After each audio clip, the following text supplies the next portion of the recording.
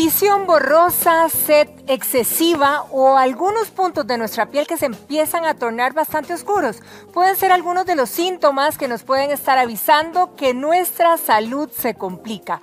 Hoy vamos a precisamente profundizar en ellos de la mano del experto. Está con nosotros el especialista en medicina funcional y metabólica, el doctor José Miguel Echeverría. Doctor, muy buenos días, bienvenido. Muy buenos días, muchísimas gracias por la invitación. Gracias a usted por acompañarnos esta mañana de lunes. Doctor, cuéntenos un poquito, cuando la gente dice y comenta, tengo resistencia a la insulina, ¿qué es lo que significa esto? Claro, este es un tema que ahorita ha estado agarrando bastante movimiento. Yo he estado viendo que la gente está más familiarizada con el término. Yo creo que lo primero es ver qué es insulina. La insulina, la mayoría de gente lo conoce como el medicamento que se inyectan los diabéticos. Exacto. En realidad lo que es la insulina es una hormona. Es una hormona y como tal debemos de tomar en cuenta que ella se comunica con varias células. La resistencia insulínica realmente empieza en la grasa. Esto puede ser algo tan sencillo como que aumentamos un poquito de peso, saturamos nuestras células de grasa y luego las señales que la insulina debería estarle dando a nuestro cuerpo no están llegando adecuadamente. Entonces en la grasa eso se manifiesta como un rechazo hacia el azúcar y eso poco a poco va levantando los niveles de azúcar en nuestra sangre. Luego va el músculo. El músculo realmente es podríamos decir, es el depósito más grande de azúcar que tiene el organismo. Entonces, eso es una de las razones por las cuales el músculo en el diabético es tan importante no perderlo, porque él va a absorber gran cantidad de este azúcar que está dando vueltas por ahí, y entonces lo va a sacar de circulación donde está haciendo todos sus efectos. Pero lo que sucede en la resistencia a la insulina es que la señal de la insulina, que le debería decir al músculo, a la grasa y al hígado que me acepten azúcar, está impedida. Entonces el cuerpo tiene que responder a eso aumentando importantemente la cantidad circulante de insulina, y eso tiene varios efectos, porque la insulina es una hormona que no solo nos ayuda a meter azúcar a las células, sino que tiene efectos anabólicos, es decir, que hace que crezcan los tejidos. Eso es la razón por la cual uno ve estas manchas en el cuello de las personas, ¿cierto? Que se llama acantosis nigricans. Se ven más oscuritas. Se ven más oscuras, correcto. Por cierto, doctor, yo sé que mucha gente en casa va a tener muchas consultas con respecto a este tema, así que queremos invitarlos a que hagan sus consultas a través de nuestro Facebook y estaremos atendiéndolas aquí mismo en vivo.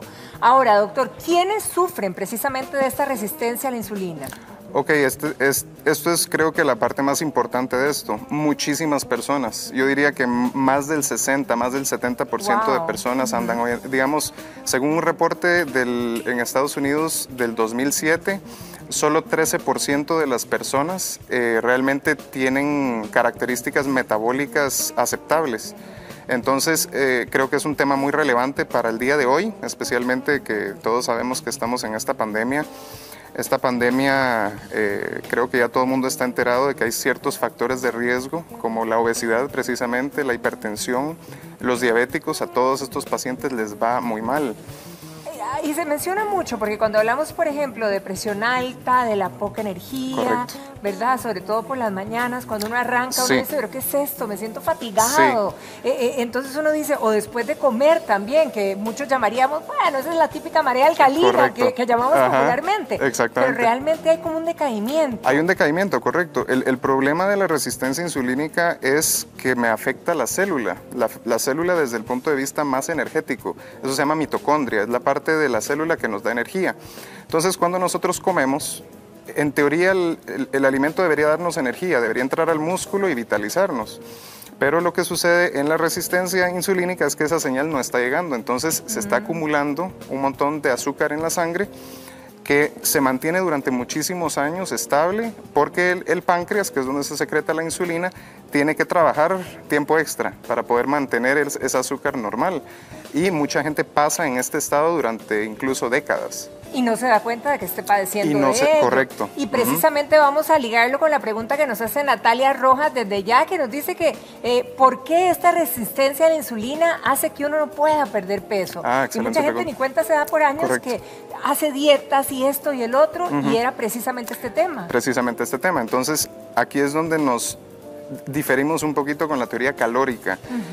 No se trata tanto de qué calorías entran y qué sale. Por supuesto que todos sabemos que si comemos excesivas cantidades, nuestro cuerpo va a acumular energía. Pero esto tiene más que ver con cómo se comporta hormonalmente el cuerpo en respuesta a ciertos alimentos. Entonces, uno de los efectos importantes de la insulina, que es lo que lo vuelve un verdadero candado metabólico, es que tiene un efecto antilipolítico. Es decir, mientras la insulina permanezca alta, ella da la señal de que no se toque la grasa, porque es nuestra reserva energética. O sea, no la quema, no digamos, la quemas, el cuerpo. Entonces tenemos el efecto anabólico, es decir, acumulamos grasa. Entonces tenemos una hormona que es formadora de grasa, porque eso es uno de sus principales roles.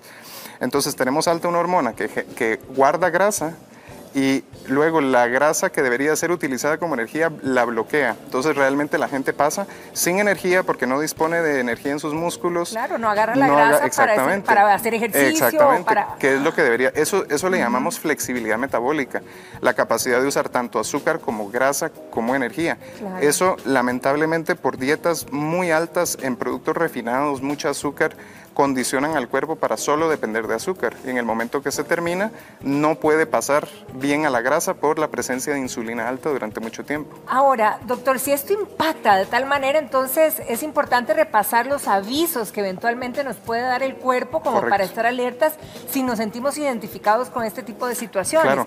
Por ejemplo, fatiga y cansancio extremo, ¿verdad? Pero sabemos que esta fatiga y cansancio se puede dar por mil motivos. Sí, entonces, ¿cómo llevarle la pista? Hay algunos signos y síntomas a los que le podemos prestar atención.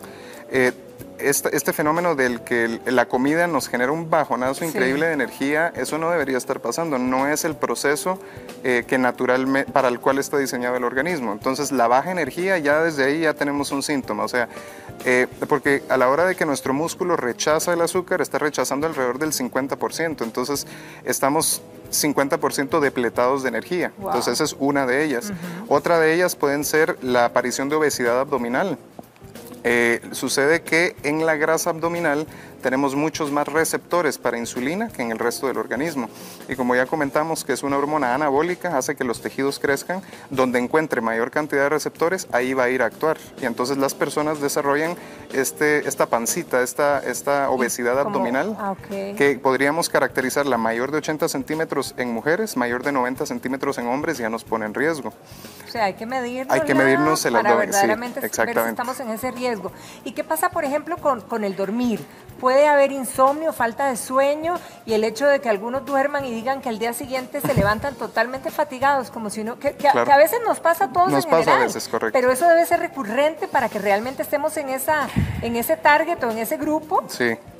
El asunto con la insulina es que es una hormona maestra. Una hormona maestra significa que tiene comunicación con la gran mayoría de hormonas en el organismo, entre ellas el cortisol, que es nuestra principal hormona de estrés.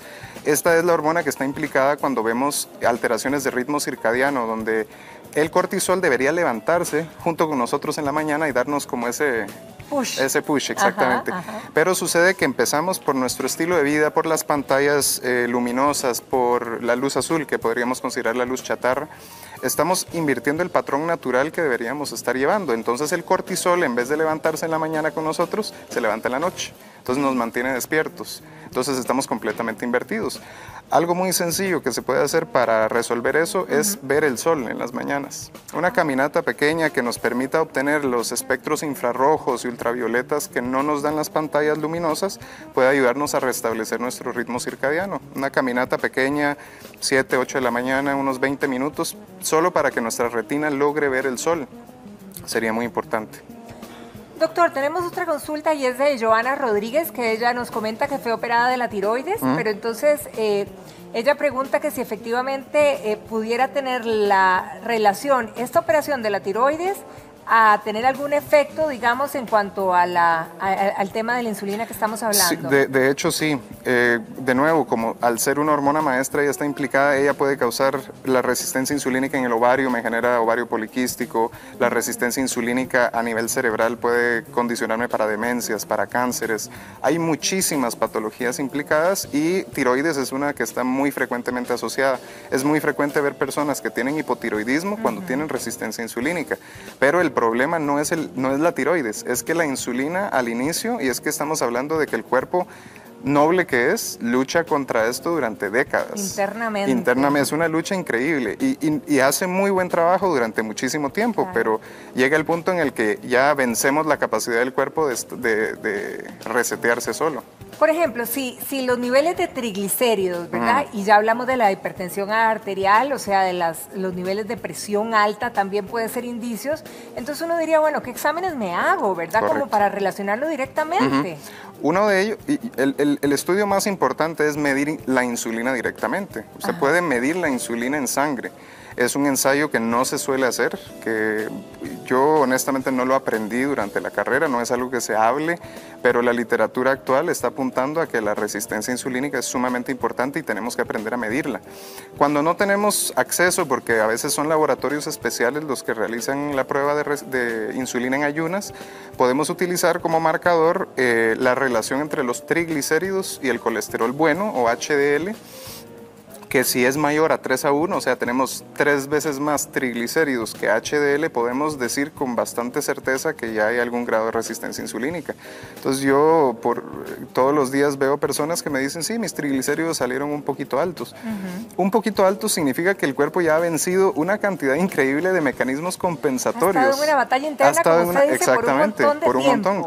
Los triglicéridos son una energía que se debería de utilizar dentro de la célula. No tiene nada que estar haciendo flotando libremente. Eso es como si usted tuviera un carro que tiene tanto combustible que se está quedando regado en la carretera. Entonces ya no sabemos qué hacer con esta energía y la acumulamos ahí. Que se nos queda en las venas, ¿verdad? En las arterias y más bien nos hace daño. Nos hace daño, en lugar de funcionar para bien. Ese es el problema. Tenemos, doctor, y vamos a seguir analizando este tema, pero antes vámonos con Ingrid Molina, que ella nos cuenta que tiene problemas de hipotiroidismo y además es celíaca. Y dice ella y pregunta si esto tiene algo que ver, ¿verdad?, con el tema de la insulina también. Sí, de hecho, el gluten... Porque, perdón, a ella le mandaron la dieta keto precisamente para luchar contra la insulina. ¿Esto es adecuado? Es muy adecuado. De hecho, el principio de una dieta cetogénica es que es una dieta antiinsulínica.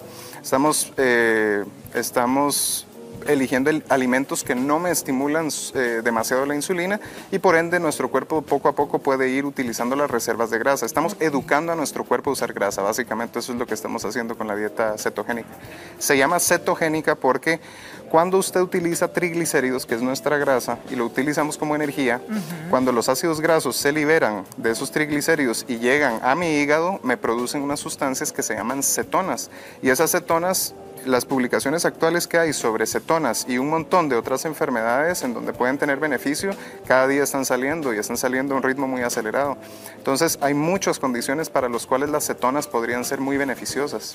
Bien, teníamos una consulta en pantalla, Janina Argüello, precisamente es quien nos hace la consulta.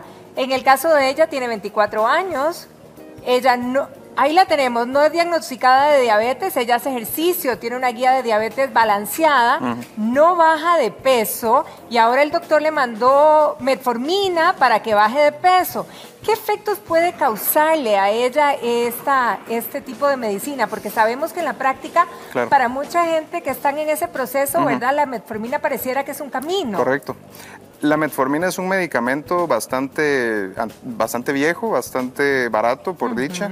Es un medicamento excelente porque él lo que hace es sensibilizar a nivel periférico la insulina. Entonces, si la insulina no se estaba pudiendo acoplar y hacer su trabajo en ciertas áreas, la metformina nos permite un poquito más de soltura. Pero, muy importante, la metformina es un tratamiento complementario. O sea, la diabetes y la resistencia insulínica son enfermedades dietéticas que requieren una solución dietética. O sea, digamos que no es la cura al tema. No. Es una ayuda. Es una ayuda. O sea, para mí ninguna enfermedad que es producida por mal acople entre nuestro ambiente y nuestra fisiología va a ser resuelto solo con pastillas.